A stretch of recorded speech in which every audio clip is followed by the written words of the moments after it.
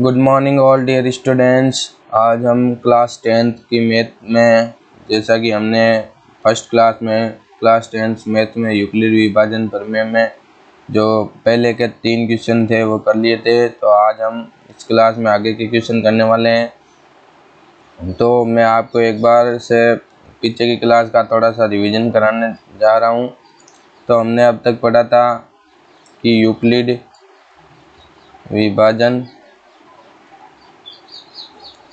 विभाजन प्रमेयिका में हमने पढ़ा था यूक्लिड विभाजन प्रमेयिका।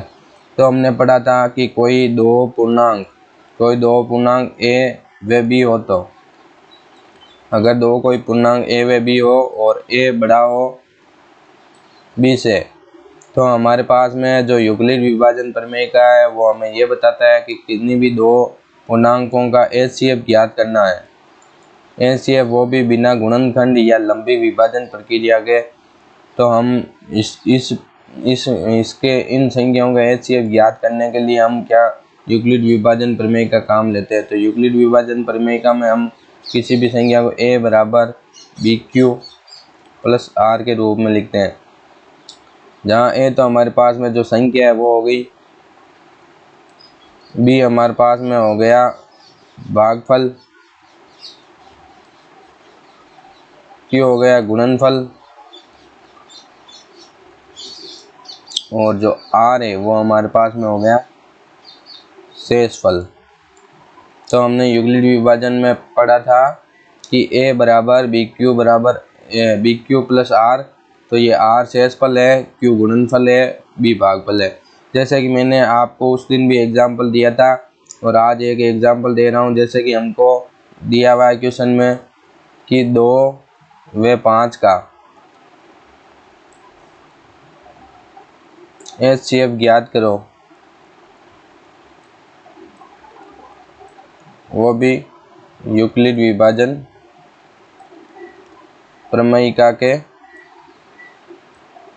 प्रयोग से। तो यूक्लिड विभाजन प्रमेयिका के प्रयोग से हम इन दोनों का भागफल ज्ञात करने के लिए लिखेंगे। देखो बड़ी संख्या क्या है, 5 है, तो a बराबर हमारे पास में हो गया 5 और b बराबर हमारे पास में हो गया 2। तो मैंने उस दिन भी बताया था आपको कि यहाँ पर हम लिखते हैं चरण 1। तो चरण 1 में हम लिखते हैं 5 बराबर 2 गुणा 2 प्लस शेषफल बचा हुआ वो यहाँ लिख देते हैं, क्योंकि ये देखो ये 5 है तो इसमें 2 का हम भाग देते हैं, तो 2 का जाता है 2 बार, तो यहाँ आता है 4 और इसको इसमें से माइनस करते हैं तो पीछे बचता है 1। तो ये शेषफल हमारे पास में 1 बच गया। अब हम वापस यहाँ पर 2 को लिखते हैं और यहाँ पर लिखते हैं जो शेषफल है उसको 1 गुणा 2 प्लस 0। तो हमारे पास में जो इन दोनों का भाजक है वो भाजक हमारे पास में क्या हो गया, भाजक बराबर 1 है। तो ये जो चीज़ थी यही हमारे पास में यूक्लिड विभाजन प्रमेयिका कहलाती है। तो इस प्रकार मैंने आपको यूक्लिड विभाजन प्रमेयिका के बारे में बताया था, थोड़ा सा मैंने रिवीजन करवा दिया। तो अब हम अपने क्वेश्चन नंबर 3 पर आते हैं। जैसा कि मैंने आपको 2 क्वेश्चन करवाई दिए थे, तो हम क्वेश्चन नंबर 3 देखो। एक परेड में 616 सदस्यों वाली एक सेना आर्मी की टुकड़ी को 32 सदस्यों वाले एक आर्मी बैंड के पीछे मार्च करना है। यानी कि हमारे पास में 616 सदस्य है, उनकी एक सेना की टुकड़ी को 32 सदस्यों वाले एक आर्मी बैंड के पीछे मार्च करना है। दोनों समूहों को समान संख्या वाले स्तंभों में मार्च करना है। उन स्तंभों की अधिकतम संख्या क्या होगी जिसमें वे मार्च करते हैं। देखो हमारे पास में जो बैंड वाले सदस्य है वो हमारे पास में है 32 और सेना की टुकड़ियाँ है उसमें सदस्य 616। तो हमारे को बैंड वाले को भी जो है उनकी समूहों की संख्या समान होनी चाहिए और इनकी भी जो स्तंभों की संख्या है वो समान होनी चाहिए। कहने का मतलब जो दोनों परेड कर रहे हैं आर्मी बैंड और सेना, वो एक मतलब उनकी लाइनों की संख्या समान होनी चाहिए। स्तंभ मतलब लाइन है, जैसा कि आपने परेड में देखा ही होगा तो हम अब इसका अधिकतम संख्या पूछ रहा है, तो हमारे पास में दो चीज़ें हैं, एक है HCF और एक है LCM। तो हम LCM जहाँ पर हमें अधिकतम पूछा गया हो, अधिकतम पूछने की कंडीशन में हम क्या ज्ञात करते हैं, HCF, और LCM क्या ज्ञात करते हैं जब हमारे पास में न्यूनतम पूछा गया हो। तो हम लिखेंगे यूक्लिड विभाजन प्रमेयिका से। तो यूक्लिड विभाजन प्रमेयिका से हम 616 जो हमारे पास में ए है वो बड़ा होता है किससे, बी से, तो 616 बड़ा है 32 से। तो अब हम इन दोनों का जो यूक्लिड विभाजन प्रमेयिका से है ऐसे ज्ञात कर लेंगे। तो चरण 1 स्टेप फर्स्ट में हम लिखेंगे 616 बराबर 32 गुणा, तो अब 616 में हम 32 का भाग देंगे, तो 32 का भाग 16 61 में एक बार, तो यहाँ पीछे आ गया 32, तो इसमें से माइनस किया 11 में से 2 गए 9 और 5 में से ये गए 2 और ये 6। अब 32 को गुणा करेंगे हम, लगभग 9 बार करते हैं, तो 32 गुणा 9 8 1 27 1 28, तो 288 और पीछे बच जाएंगे हमारे पास में 2 और 8, तो ये 19 बार भाग चला जाता है, प्लस हमारे पास शेषफल में 8 बच जाता है। तो अब हम लिखेंगे चरण 2, तो 32 को आगे ले आएंगे और 8 गुणा 4 प्लस 0, क्योंकि 8 को 4 से गुणा करते हैं तो 8 चौके 32, तो अब हमारे पास में जो भाजक प्राप्त है वो 8 है। अतः अधिकतम स्तंभों की संख्या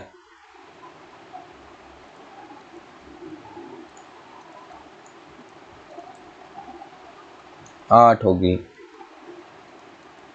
तो ये हमारे पास में ये तीसरा क्वेश्चन रहेगा। अब हम अगर इसके आगे की क्वेश्चन की बात करते हैं, तो आगे का क्वेश्चन हमारे पास में कुछ ऐसा है, चौथा क्वेश्चन कि यूक्लिड विभाजन प्रमेयिका का प्रयोग करके दर्शाइए कि किसी धनात्मक पूर्णांक का वर्ग किसी पूर्णांक m के लिए 3m या 3m+1 के रूप का होता है। तो अब देखिए यहाँ क्वेश्चन में दिया हुआ है धनात्मक पूर्णांक का वर्ग, तो माना कि कोई धनात्मक पूर्णांक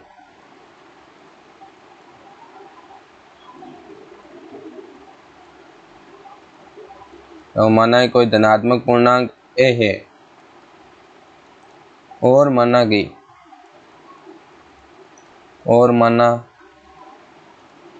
कि कोई दूसरा पूर्णांक b बराबर 3 है। तो अब हम जानते हैं कि यूक्लिड विभाजन प्रमेय से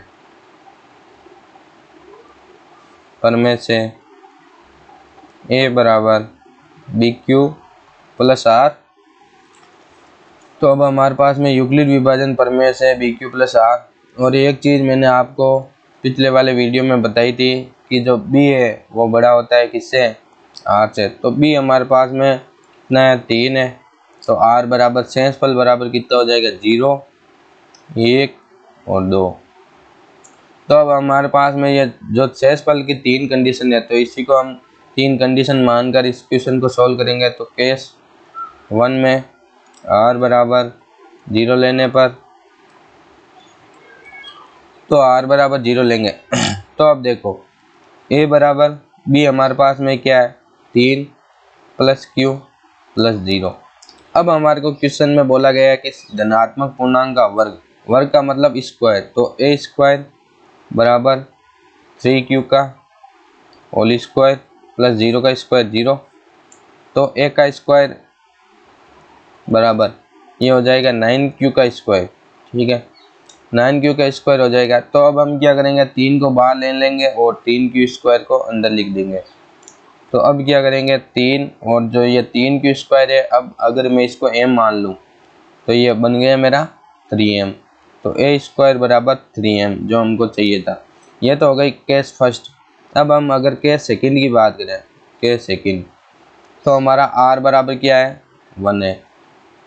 तो a बराबर क्या हो जाएगा 3q प्लस 1। तो ए स्क्वायर को हम लिख देंगे 3q प्लस 1 का होल स्क्वायर। तो ए स्क्वायर बराबर, अब a प्लस बी का होल स्क्वायर हम जानते हैं कि A square plus B square plus 2ab। तो देखो इसका हो जाएगा 9q स्क्वायर प्लस 1 का होल स्क्वायर 1 प्लस 2, और ये हो जाएगा इंटू 3q इंटू 1।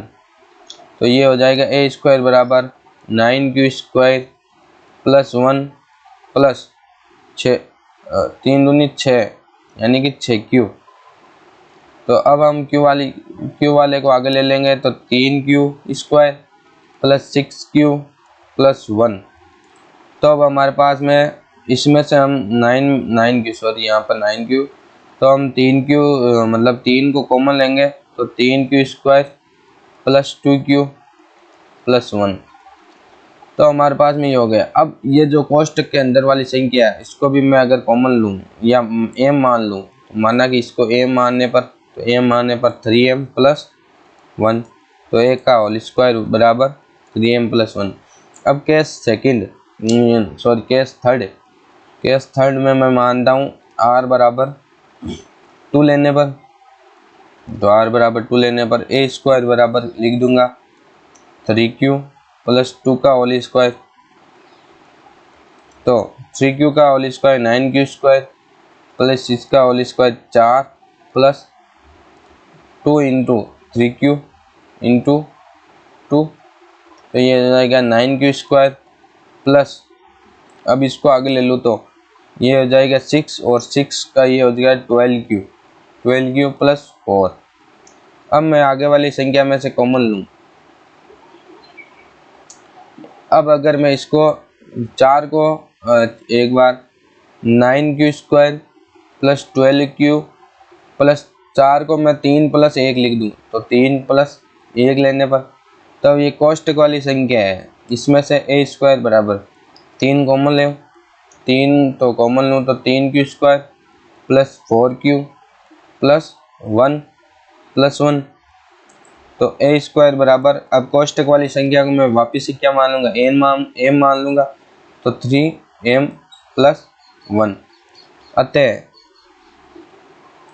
तो ये मैं मान लो इसको समीकरण नंबर 1, ये हो गया समीकरण नंबर 2, और ये हो गया समीकरण नंबर 3।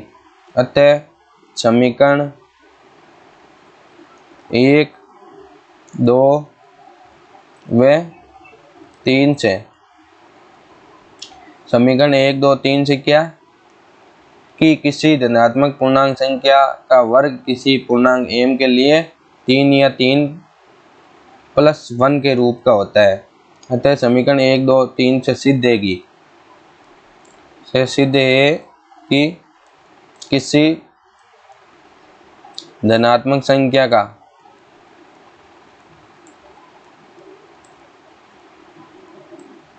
का वर्ग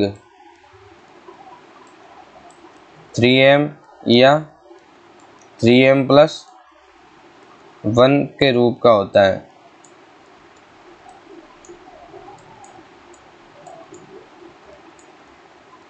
तो ये चौथा क्वेश्चन हमारा सॉल्व होता है यहाँ पर। तो अब हम नेक्स्ट क्वेश्चन की बात करते हैं। तो नेक्स्ट क्वेश्चन हमारा 5वां क्वेश्चन है, जो भी वो भी पिछले क्वेश्चन की तरह ही है। तो इसमें भी क्या दिया हुआ है कि यूक्लिड विभाजन प्रमेयिका का प्रयोग करके दर्शाइए कि किसी धनात्मक पूर्णांक का घनमूल 9m प्लस 1 या 9m प्लस 8 के रूप का होता है। तो अब हम देखेंगे इसके अंदर एक छोटी सी ट्रिक है, क्योंकि अगर हम इसमें 9m, पिछले क्वेश्चन में जैसे b हमने 3 माना और इसमें अगर b को 9 मानते हैं तो ये क्वेश्चन बहुत लंबा चला जाएगा। तो हम क्वेश्चन में पहले से ही b को हम 3 मान लेंगे। तो देखिए अब की बार हमको घन यानी कि क्यूब करना है। पिछले क्वेश्चन में हमारे पास में स्क्वायर था, अब की बार क्या है क्यूब है। तो क्यूब करना है, तो क्यूब के लिए अब हम माना कि माना कि कोई धनात्मक पूर्णांक क्या है, ए है,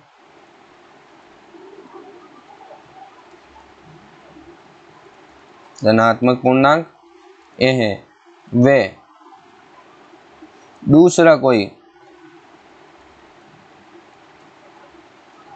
पूर्णांक b बराबर 3 लेने पर,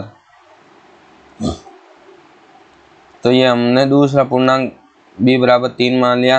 अब हम जानते हैं यूक्लिड विभाजन प्रमेय से,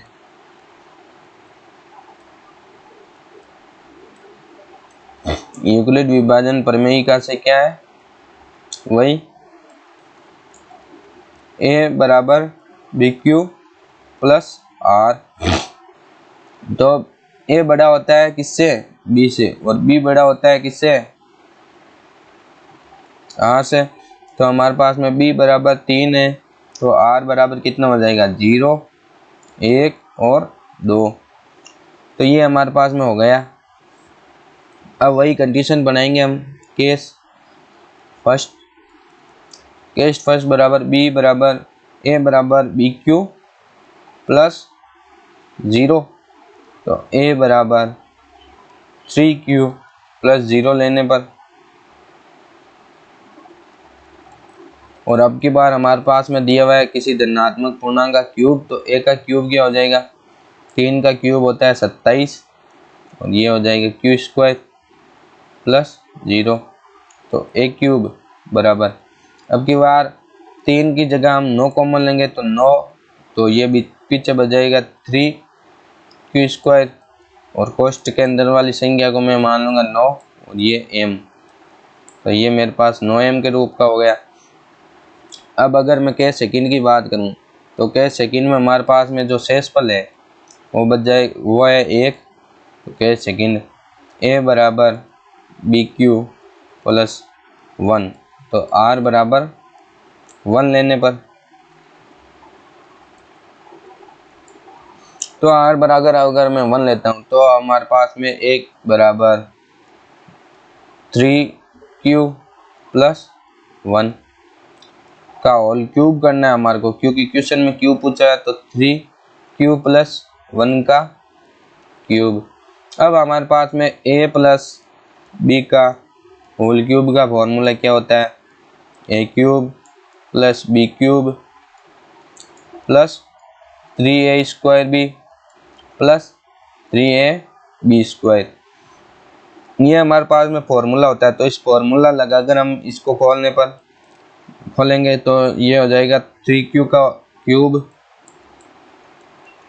प्लस 1 का क्यूब प्लस 3, तो ये मान लो a है 3q स्क्वायर, तो 3q का होल स्क्वायर, और b हमारे पास में है 1, तो 1 प्लस 3, अब की बात 3q ऐसे कैसा, और 1 का होल स्क्वायर, तो ये वापिस से हमारे पास में 27 क्यू का क्यूब प्लस 1 का क्यूब प्लस 3 इंटू इसका हो जाएगा 9q स्क्वायर प्लस ये भी 9q, अब हमारे पास में ये 27q स्क्वायर प्लस 1 प्लस ये हो जाएगा 27q square plus 3q।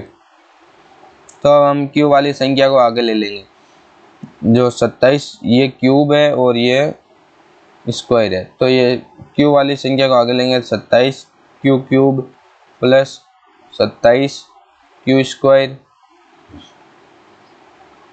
Plus 3q plus 1। अब इनमें से हम वही वापस से 9 कॉमन लेंगे, 9, तो 3q cube plus 3q square plus 1q plus 1। तो अब हम कोष्ठक वाली संख्या को m मान लेंगे, तो 9m प्लस 1, तो इसको m मानने पर माना m, तो ये हमारे पास में केस सेकंड आ गया। तो इसमें आ गया 9m+1। अब केस थर्ड लेंगे, तो केस 3 लेने पर तो यहाँ r बराबर क्या हो जाएगा 2, तो वही a बराबर 9 या 3q + 2 का होल क्यूब कर देंगे, तो 3q + 2 का होल क्यूब। वापिस से खोल लेंगे a cube + b³ + 3a² + 3ab²। तो कर लेते हैं 3q का होल क्यूब + 2 का क्यूब + 3 इंटू 3q का होल स्क्वायर और इंटू में 2 + 3q + 2 का होल स्क्वायर। तो ये हमारे पास में हो गया 27q³ + 8 प्लस ये देखो 3 इंटू 9q² इंटू 2 प्लस ये हो गया 9q प्लस का 4। तो हमारे पास में देखो इसको लेंगे, सॉरी ये इसके गुणा में ही है, तो ये 9q इंटू 4 है, ये प्लस नहीं है इंटू है, तो ये 27q² सॉरी प्लस अब 8 को पीछे ले लेंगे, तो ये 9 को 3 से तो 9 3 27 और 27 दूनी 54, तो 54q² प्लस 36q प्लस 8। तो वापस से 9 कॉमन लेंगे, 9 कॉमन लिया तो 3q³ plus 6q² plus 4q plus 8, तो ये हो गया 9m+8। क्योंकि मैंने आपको बताया था कोष्टक के अंदर वाली संख्या हमको क्या करनी है, कॉमन लेनी है, तो ये हो जाएगा 9m+8। अतः समीकरण वही 1 2 3 लिख देंगे, तो केस फर्स्ट में इसको लिख देंगे समीकरण 1, इसको लिख देंगे समीकरण 2 और इसको लिख देंगे समीकरण 3। अतः समीकरण 1 2 व 3 से स्पष्ट है कि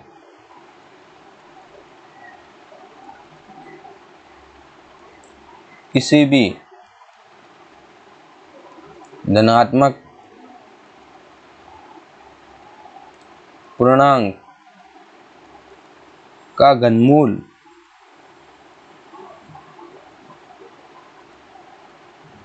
(9m+1) व 9m+8 के रूप का होता है।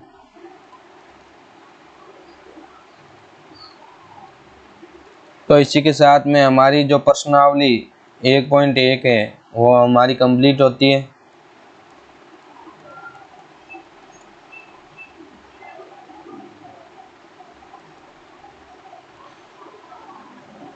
तो हमने आज अपनी प्रश्नावली 1.1 कंप्लीट करनी है। आगे हम पढ़ने वाले हैं प्रश्नावली 1.2 और आपका 10th क्लास का पूरा सिलेबस इस चैनल पर करवाया जाएगा। तो अगर आपको ये वीडियो पसंद आता है तो वीडियो को लाइक करें और चैनल को सब्सक्राइब करें और आगे अपने दोस्तों के साथ